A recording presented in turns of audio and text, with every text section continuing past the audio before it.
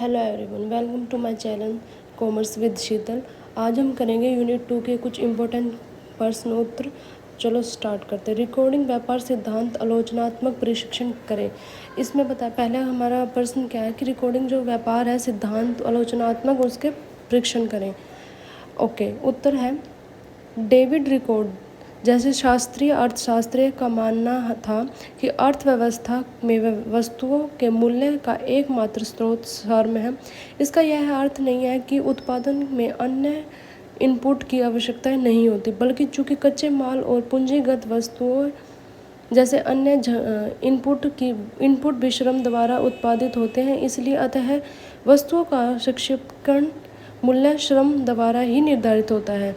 श्रम द्वारा उत्पादित न होने वाले अन्य इनपुट में भूमि प्रकृति द्वारा निश्चित मात्रा में दी गई है।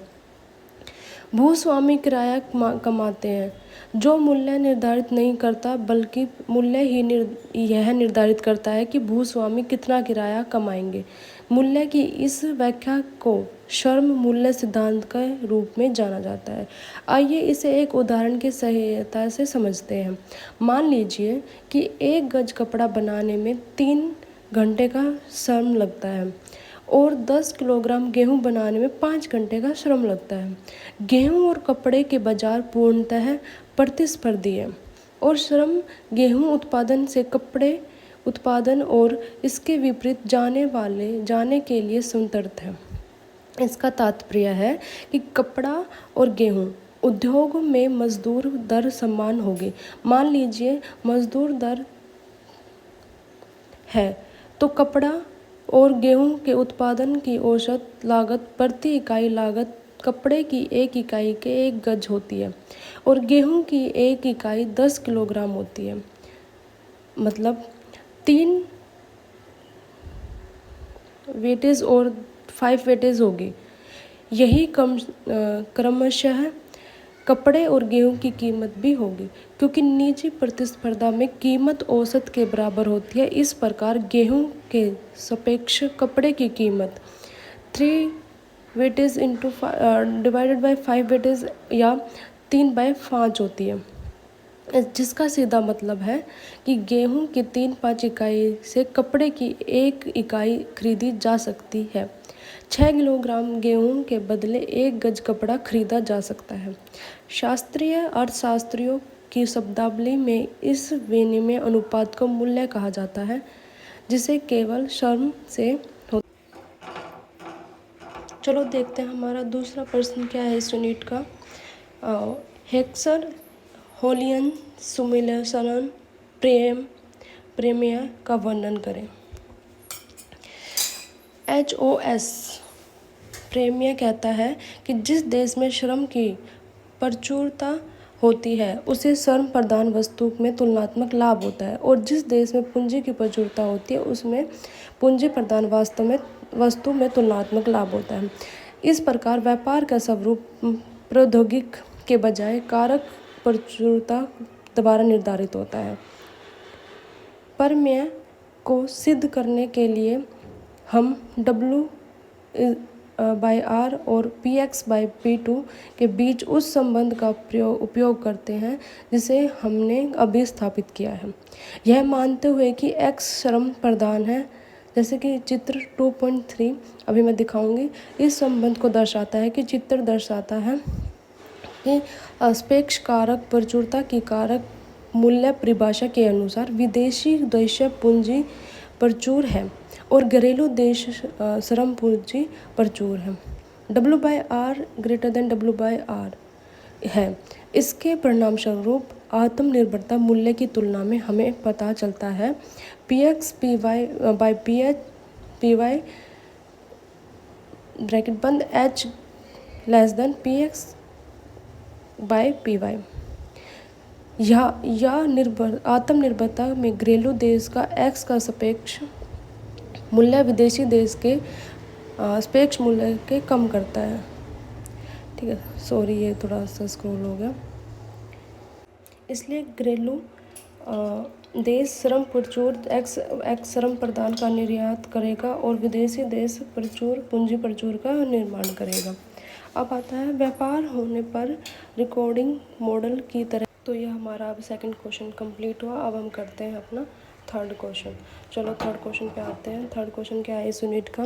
व्यापार के आधुनिक सिद्धांत की व्याख्या कीजिए। व्यापार के समकालीन सिद्धांत शास्त्रीय और नवशास्त्रीय दोनों मॉडल के निहित पूर्ण प्रतिस्पर्धा और स्थिर प्रतिकल फल की मान्यताओं से भिन्न है। आधुनिक सिद्धांतों में बाजार संरचना या तो एकाधिकारवादी होती है या अत्याधिकारवादी होती है।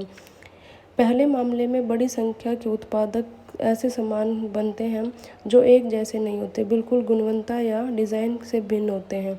दूसरे मामले में केवल कुछ ही उत्पादक बाजार के समान भिन्न भिन्न उत्पाद उपलब्ध करते हैं और जो उत्पाद स्थितिज रूप से भिन्न हैं वे गुणवत्ता में समान होते हैं लेकिन डिज़ाइन में भिन्न होते हैं। जैसे लाल पेन और नीला पेन, सफ़ेद वाइन और लाल वाइन, या लकड़ी या फर्नीचर और स्टील या फर्नीचर उत्पाद। अब आते हैं आधुनिक सिद्धांत उत्पादन के पैमाने की अर्थव्यवस्था को मानते हैं। पैमाने की अर्थव्यवस्था का एक उदाहरण निम्नलिखित है। उसके लिए आपको ये टेबल दी गई है, आप इसे देख लीजिए। ऊपर वर्णित तकनीक अब एक उपयोग किए जा रहे स्थिर पैमाने के प्रतिफल में के सिद्धांत से भिन्न है। यह आसानी से देखा जा सकता है कि उदाहरण के लिए उत्पादन 1 से बढ़कर 2 हो जाता है, जबकि श्रम 3 से बढ़कर 5 हो जाती है, जो दुगने से थोड़ा कम है। मान लीजिए कि उपरोक्त तकनीकी द्वारा 2 समान वस्तुएं ए और बी उत्पादित की जा रही है। में 10 इकाई श्रम है। उपभोक्ता दोनों वस्तुओं का 1:1 अनुपात के उपयोग करेंगे, इसलिए श्रम बल दोनों वस्तुओं के उत्पादन में समान रूप से विभाजित करना होगा और अर्थव्यवस्था में ए और बी की 2 इकाइयाँ उत्पादित और उपयोग की जाएंगी। अब मान लीजिए कि एक अन्य अर्थव्यवस्था है जिसमें ए और बी उत्पादन करती है और दूसरी केवल बी का उत्पादन करती है और फिर आपस में व्यापार करती है। तो प्रत्येक देश के उपभोक्ता को ए और बी की 3.5 इकाई उपभोग करने में सक्षम होंगे और आत्मनिर्भरता की तुलना में बेहतर स्थिति में होंगे। यह समान तकनीक और कारक संसाधनों वाले देश के बीच पैमाने की अर्थव्यवस्था के कारण होने वाले व्यापार का एक उदाहरण है, लेकिन व्यापार की प्रकृति में अंतर है। पूर्व के मॉडलों में उत्पाद भिन्न भिन्न थे और कर्ता भिन्न भिन्न तकनीक द्वारा उत्पन्न किए गए थे तथा व्यापार 2 उद्योग के बीच होता है, जैसे एक देश कपड़ा निर्यात करता है और दूसरा देश गेहूं आयात करता है। इस प्रकार के व्यापार के अंतर उद्योग व्यापार इतना ही। अब अपना नेक्स्ट क्वेश्चन देखते हैं। यूनिट 2 का 4th प्रश्न, निरपेक्ष लाभ और तुलनात्मक लाभ के बीच अंतर क्या है? निरपेक्ष लाभ और तुलनात्मक लाभ। मान लीजिए 1 और 4 घंटे के श्रम में 1 इकाई कपड़ा और 1 इकाई गेहूं का उत्पादन होता है, जो कि दूसरे देश में, जिसे विदेशी देश कहते हैं, में प्रत्येक वस्तु की 1 इकाई के उत्पादन में कम श्रम लगता है, इसलिए उसे पहले देश जैसे घरेलू देश कहते हैं, पर निरपेक्ष लाभ प्राप्त है।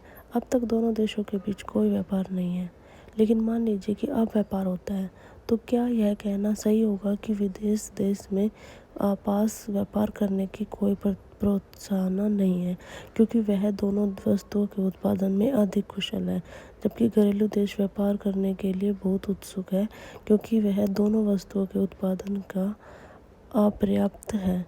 उत्तर यह है कि तथाकथित निरपेक्ष लाभ 2 देशों के बीच व्यापार के पर्यटन को निर्धारित करता है, लेकिन तुलनात्मक लाभ ही प्रासंगिक है। लेकिन तुलनात्मक लाभ क्या है? घरेलू देश में गेहूं की 1 इकाई के बदले कपड़े की 1 इकाई के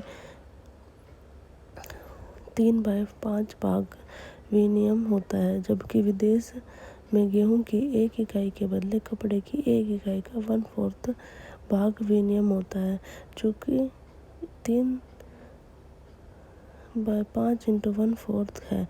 इसलिए घरेलू देश में गेहूं के संदर्भ में कपड़ा विदेशी देश की तुलनात्मक अधिक महंगा है। इस प्रकार विदेश देश को कपड़े के उत्पादन में तुलनात्मक लाभ है, लेकिन घरेलू देश में गेहूं के उत्पादन में तुलनात्मक लाभ है, क्योंकि यहाँ कपड़ा की 5/3 इकाइयाँ गेहूँ की 1 इकाई के बदले विनिमय है, जो विदेशी देश में गेहूँ की इकाई के बदले विनिमय वाले कपड़े के 4 इकाई से कम है। तो इसमें देखो ये दिखाया गया है एक तालिका बना के कि कपड़ा, गेहूँ और अनुपात, घर, विदेश।